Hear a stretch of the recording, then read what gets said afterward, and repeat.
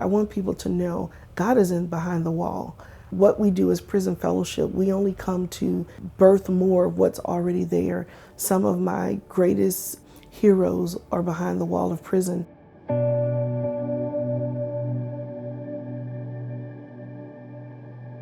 Growing up in a home, in the 70s, no one, especially in the African American community, ever really spoke about trauma or mental illness.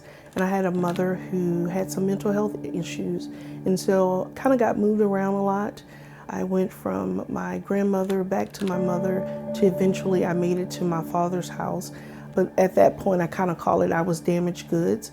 I had experienced childhood trauma through sexual abuse and through some physical abuse. I was in flight mode. I was just trying to survive. And so the choices that I made were not good choices. And so by the time I was 16, I was having my second child. I joined the military straight out of high school.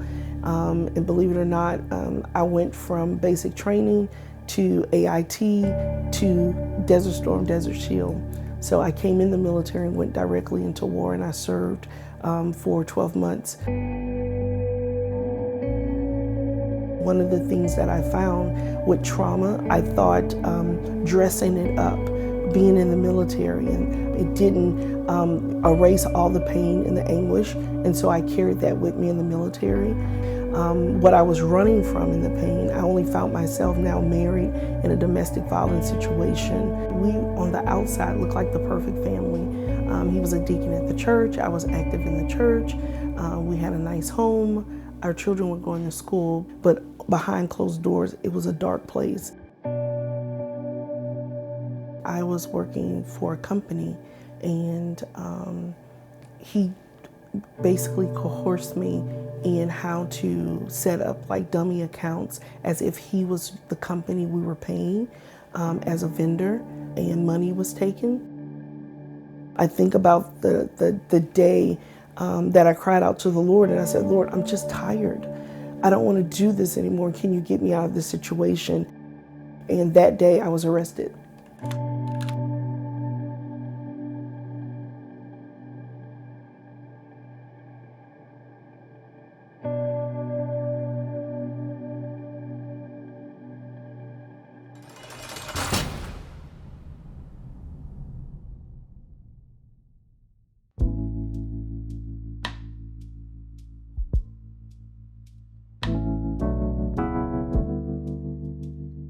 I came into prison during Christmas. And so your first 30 days, you are not in general population, you're in one room by yourself.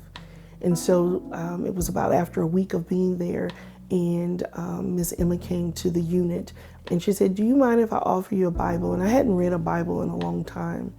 And I just remember I kind of picked it up and then I put it down because I thought, how could it help me? But the significance of it now that 20 years later, I still go to that Bible. It is the key resource to my life. It is tethered, it is withered, but it holds the journey of what it means when you start your walk with the Lord. And it reminds me of the redeeming power of where the Lord has brought me now versus when I started. And so that Bible became the keys to my stewardship of a second chance. Prison Fellowship would come in and do workshops, and they did Bible studies. And I heard a message, Ezekiel 37, can these dry bones live? And I believed the story, and had an encounter with the Lord, and it began my Christian walk that day. I was sentenced to 14 years, but all I can say, it was the favor of the Lord. I only served 4.5 years. I was a model good citizen during my incarceration time, and I was released on parole. I started journaling in prison. Journaling became the healing balm for me. It was introduced to me from a mentor. She brought me a journal, and she asked, have you ever considered writing down your feelings or your thoughts? Because your journal is the one private place where you can be honest with the Lord. And so I started that process and started journaling, and today I have 47 journals. When we go in, and whether that's man or woman, it's this place that, and of course, everyone, you think, okay, it's a dark place, only to find out it can be the saving grace.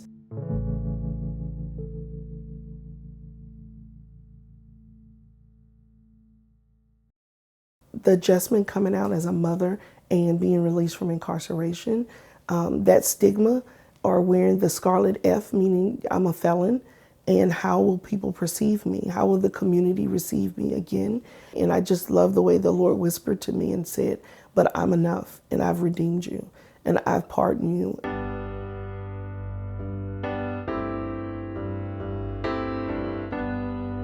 I worked at a pizza restaurant as a dishwasher, and YouTube became my friend, and I watched how to clean pots. And I came in 2 hours early and I cleaned the pots, and when my manager came in, he was like, who cleaned these pots? And that day I got promoted. I went to short order cook and I worked in there, and then finally I became the manager. I had to ride the bus, but the bus system was 4 blocks from my daughter's school. I would walk her the 4 blocks to school each day, and then I would turn around because where I worked, the pizza place, was close to the university, and so I would have to walk 10 blocks back to work each day. And I saw this sweet lady, and she would just be out in her yard, and she would wave and I would wave. Rain or shine, I would have on my rain boots, my umbrella, and I would just, singing to the Lord, walking to work. And one day I was walking by and she said, hi. She met me at the end of her driveway. And she said, how are you? She said, I see you every day walking.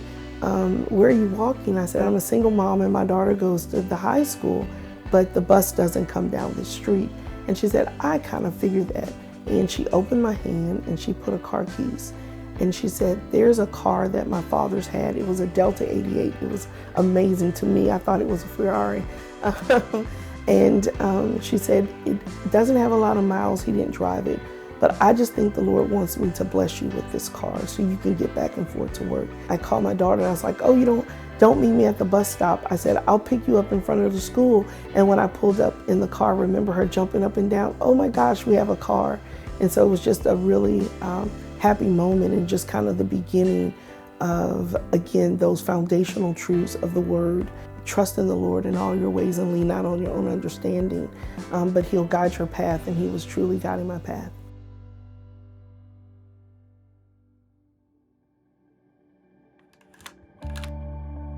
So when I met my husband, I was very honest. We were friends because I wasn't really in a place that I was looking for courtship. And so he prayed about it, and the Lord revealed to him that we should get married. And so I prayed about it. I remember walking the floor for 2 weeks just praying, saying, Lord, is this the one?